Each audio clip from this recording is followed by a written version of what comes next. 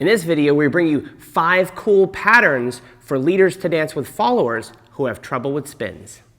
Yes, so this video is for leaders to do with followers who have trouble spinning. For leaders who want to dance cooler patterns with followers who have struggles with spins. So maybe you're a couple and the follower just has trouble with spins. Maybe you're a leader who's dancing with some newer people and you're kind of bored and want a few things. So let's take a peek at them to music, and then we'll break them down piece by piece, and you will be able to get the description. In the description below, we'll link up the teach to each one of the videos.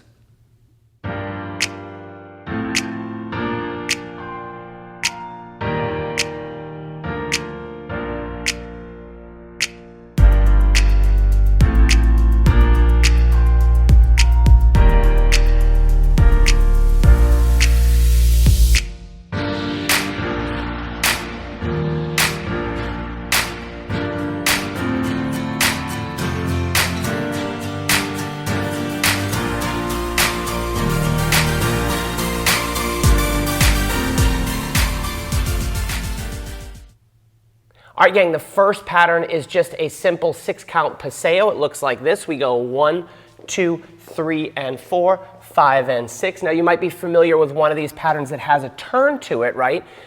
But we're going to have no turns. You might be familiar with this type of thing that has a turn to it, and there's a lot of variations. But if you've got a newer dancer or someone that struggles with turns, as a leader, you can go 1. I make a little bit of a prep for 2, so I can take our inside, my left side, Megan's right side through, triple step. And then what happens here is sometimes the followers feel like they want to turn, so I just try to kill this hand, meaning I don't drag it back too far to pull the follower through. So if you look at it on this side, and you can give your description, Miss Megan. 1, 2. I set this up a little bit with a prep so we can go 3 and 4, and then I kind of block this hand here with a little shift back, and sometimes even the anchor step might float this way a little bit, and that's fine too, but it's a variation that includes no turns for your follower. Any thoughts on this one, Miss Megan?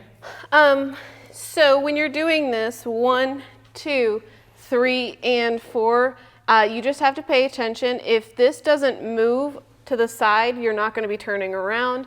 It's going to be nice and chill, and you're just going to anchor step. Cool, so maintain connection to the hand. That is pattern number 1, your 6-count paseo.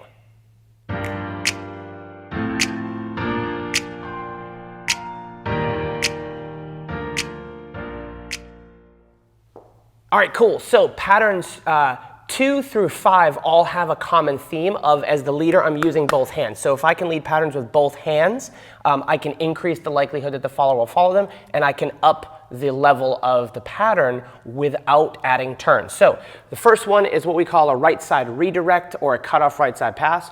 1, 2, 3, and 4, 5, and 6. If we look at it from the other side, 1, 2, 3, and 4, 5, and 6. So what am I doing from the leader's perspective? From the leader's perspective, what I'm going to try to do is I'm leading what she thinks is going to be a right side pass, and I say she, it's 2021 just because Megan is the girl, whatever the follower is, he, she, doesn't matter. But Megan, I'm going to dance 1, 2. I'm going to raise the hand and almost block this out. I'm going to, as quickly as I can, start to get some contact with her side, right? Because she thinks she's going through. I'm going to block her off on 3. I'm going to replace for and I'm going to take both hands and move Megan physically back onto count 4, 5, and 6. So we have 1, 2, 3, and 4, 5, and 6. And for the leaders, I like a little bit of a push, 2 into this left leg for 3, a little lunge for 3 and 4, anchor 5 and 6. And what are your thoughts, Megan? Then I'll give my closing thoughts.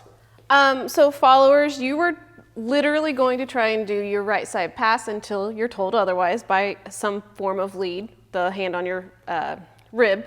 1, 2, 3. When you feel that on your side, you can connect to it. So 3 and 4, and then you're just going to anchor step from there. Cool, so this could be done very high level with Megan connecting and stretching. 1, 2, 3, and 4, 5, and 6. It's not a baby pattern, and if I have a newer person, it's going to have less stretch. I'm really just concerned with blocking the path, and again, physically blocking the path here. Second thing I can do is, as I raise this hand, right? If I raise that, you notice there's no more progression of that hand, right? Which is in and of itself creating a wall. and then I can press, and I use both hands to shovel Megan backwards, right? This could be danced from a high level just off of this hand alone, right? But of course, two hands gives me the best possible option. So that is called either a cutoff right side pass or a right side redirect. That's pattern number 2.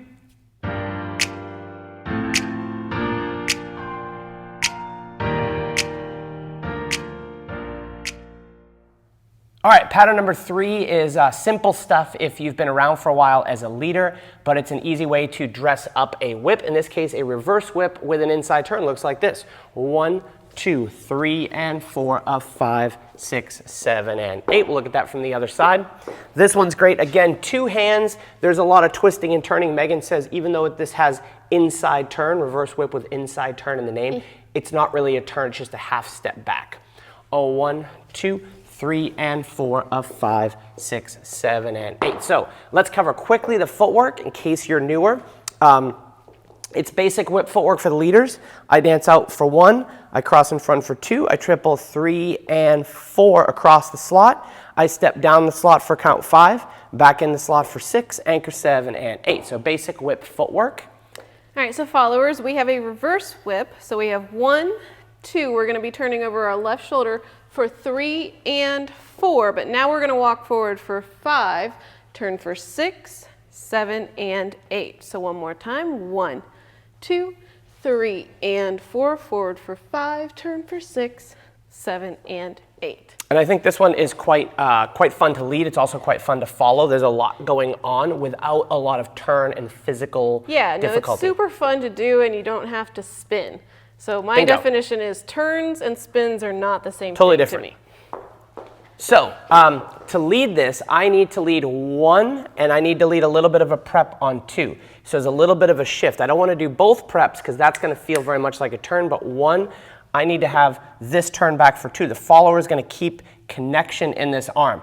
Now I'm very proactive with this right hand. As soon as I can see her spine, I'm going to take the left hand through, and as soon as I can see her spine, 3 and, I pick up her back. That's the and. On 4, I step down line. Now, what's important on count 4, let's get there one more time, because count 3 and into 4 is really important. 1, 2, 3 and, right? This is 3 and. Now, we've created space. Megan has to stay connected to my hand, right? So she doesn't want to take a big step on 4. She's going to take a step that allows her to stay connected to that hand. No matter where I go, she's going to maintain the distance between us. So I take my left hand as I step across on 4 so I can see my watch. I step across on 4. I want to keep this space open, right? Now as I step sideways for 5, I like to look to my right to create all of this space for Megan. Now the left hand loops over for count 6, and then we anchor 7 and 8. Let's look at it one more time on this side, then the other side. We have 1, 2, 3, and that's the hard part. 4, I switch the hand so I can see my wristwatch. Count 5, over for 6, 7, and 8. Let's look at it from this side. Any thoughts for your responsibilities as we go through this? So followers, this is your path. Make sure that you are staying on it and you're not going out and around for things. So you're staying right down the track. 1, 2, 3, and, right? 4, we've maintained the space. Megan stays connected to my back. 5 is a step forward. 6 is a step back for the follower. 7 and 8. So that is pattern number 3, the reverse whip with an inside turn.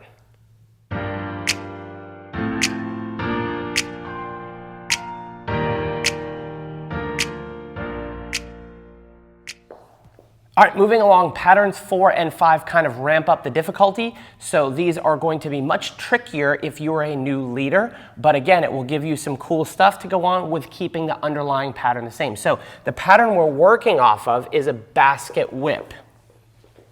Megan's like, why are you showing a basket whip? Because that's not the whole pattern. It's not the whole pattern, but that's the base pattern we're working on, right? But what we're going to do is we're going to make some cool hands. So we're going to do a sugar tuck with 2 hands over to get to this cool basket whip variation for the leader. So it's based on a sugar tuck, right? So we're gonna do this with 2 hands. We go 1, 2, both hands go up, fingers are going to that side, Megan's fingers to the sky. We go 3 and 4, my fingers are curving around, over for 4, 5, and 6. My right hand's going to end up on top. Yes? Let's look at that from the other side real quick.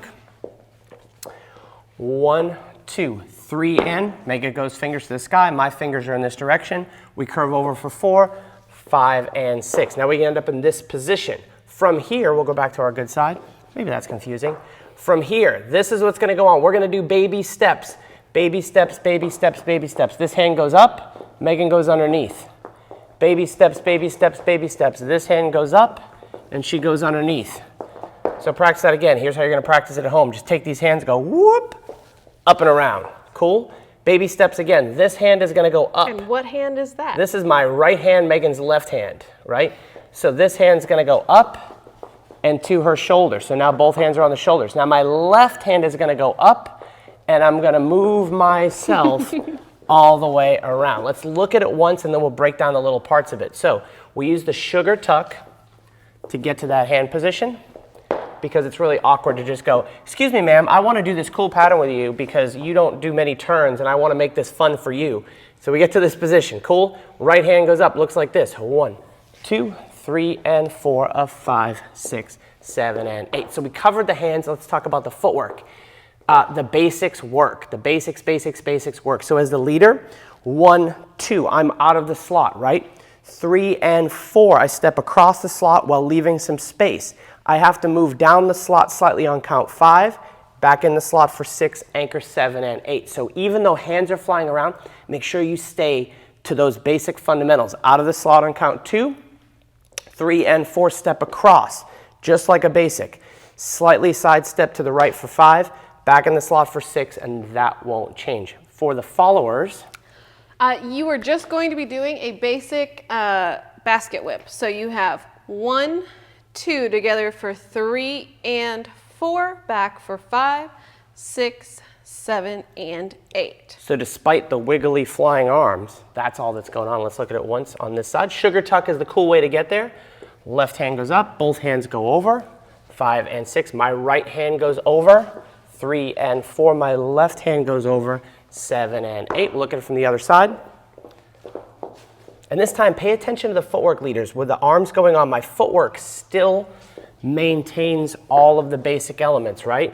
1, 2, I'm out of the slot. My right hand goes up. 3 and 4, I'm stepping across the slot as my left hand goes over for 5. This creates the space for Megan.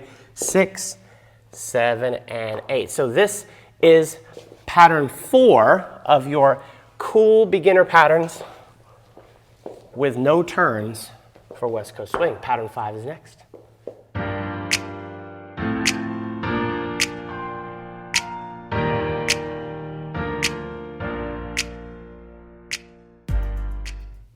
All right, the 5th pattern, this is probably the least of the beginner, but actually it's very high percentage in being able to lead it. It's a sugar push with a rock and go to a tuck.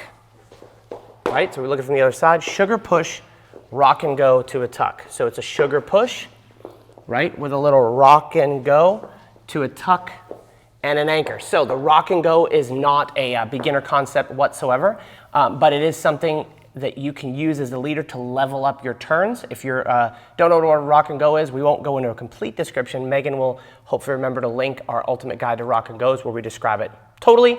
But what we found through teaching a lot of people was if we did this sugar push, 3 and 4, I could manually use these hands to get that rock and go to happen. Now, that's a little bit army of a lead for a high level, but it's very, very doable if the follower doesn't turn, right? So we have 1, 2, 3, and 4. Instead of an anchor step, we're going to go rock and go for 5 and 6, right? So we've jumped into the walk of the tuck. All that we have left is a triple step and an anchor step. So we've combined what would be 2 6-count patterns, sugar push, 2, 3, and 4, 5, and 6, and a tuck, 2, 3, and 4, 5, and 6. 6 plus 6 is? 12. 12. Look at me like it's crazy.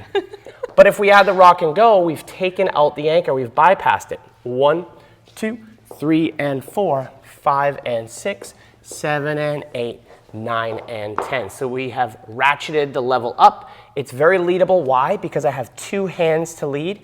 It doesn't require a lot of, there's no physical turns, full revolutions for the follower. So it is your 5th fun pattern to do with followers that don't turn well in West Coast Swing.